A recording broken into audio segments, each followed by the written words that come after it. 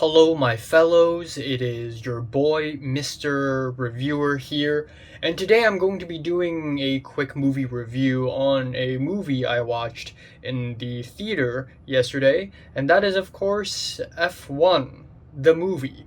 Yeah, that is how it's officially titled. F1, the movie. I'm just gonna call it F1. So, F1 is a new movie directed by Joseph Kosinski. If this name sounds familiar to you, it's probably because he also directed Top Gun Maverick about 3 years ago, which was a huge success and, according to some people, one of the first few movies to make gazillion, bajillion dollars since the pandemic.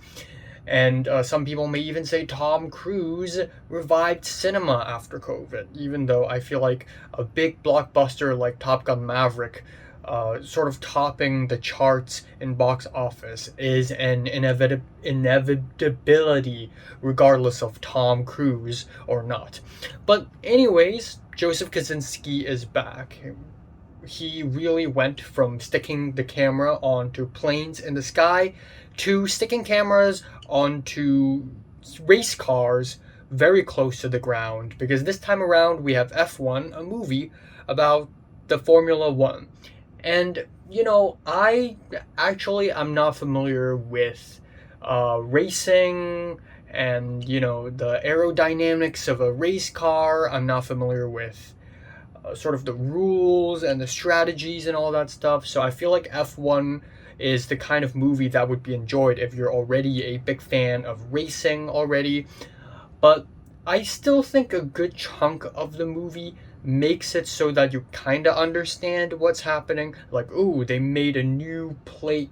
They made a new under plate for the car, so that makes the car faster, but that makes the car more dangerous, and that's basically one of the plot points of it. You don't really need to understand engineering to be able to understand something as simple as that, or using the tire changing box to slow down or speed up, or not going to the box to stay in the lane. Like, these are very simple strategies that the film actually successfully communicates to me so that I wouldn't be confused as hell when I was watching it. So, anyways, F1 is pretty much presented as this big cinematic experience. So that's what I did. I went to the cinema, I bought a ticket, and I watched it on a big screen, and I even picked a shaky seat so that whenever the car zooms past me, I would feel the rumble. And also, every time they play a rap song, the bass, the I could feel it, man. I could feel it. Yeah, I could feel it on my seat. And there are tons of fast editing, tons of fist bumping rap and electronic music, very dynamic cinematography, not a single still shot. And I feel like all of these elements just kind of lull you into the movie and trick you into thinking that you're having fun. And I mean, it is really fun, especially the racing sequences. They are really, really exhilarating. I also noticed that Joseph Kosinski likes sticking the camera at the most impossible places ever, at a 12 millimeter lens or wider. So if you didn't know this, the Sony Venice actually has what it's called a Rialto, where you can actually separate the sensor from the camera lens. So, which is crazy. Not, I don't think any other camera can do that. So what he did, or what the cinematographer also did in Top Gun Maverick, is that we have the lens at the cockpit in the plane, while the sensor and the rest of the camera body and the focus ring is like somewhere else. Is there even a focus ring? I don't even know. But yeah, basically the same thing happens here. We have the camera literally mounted at several places. One of the most impressive places to mount a freaking camera is the side of a race car, and they do this thing where it pans like 180 degrees, and every time the camera does that, I'm like, ooh, smooth. Okay, you're rich. I understand that.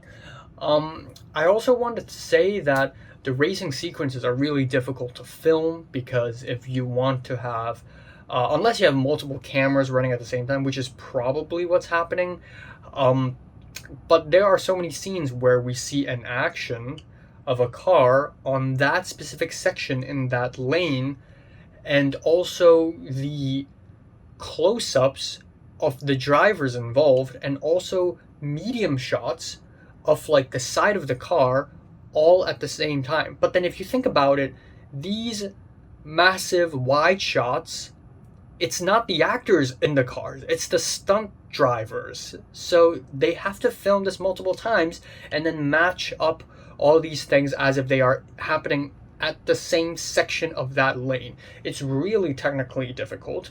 So I do want to give props to that. Okay, now let's talk about the cons. First of all, this movie follows a pretty bread and butter sports movie formula. The main character shows up, he's a cool guy, and then turns out he sucks. But he tries really hard, and then he gets really good. There's a downfall near the end, and then there's a huge victory at the end. And that's basically the formula. So there's nothing groundbreaking, there's nothing inventive about this whole thing. Also, same with Top Gun Maverick, there's this whole sentiment of, hey, he's old, but he still got it.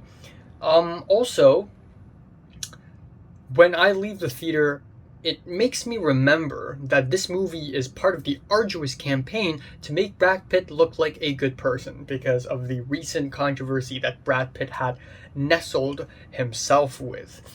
Finally, F1 is just very disposable. Like, I just don't have any takeaways from this movie. I don't really feel much after this movie.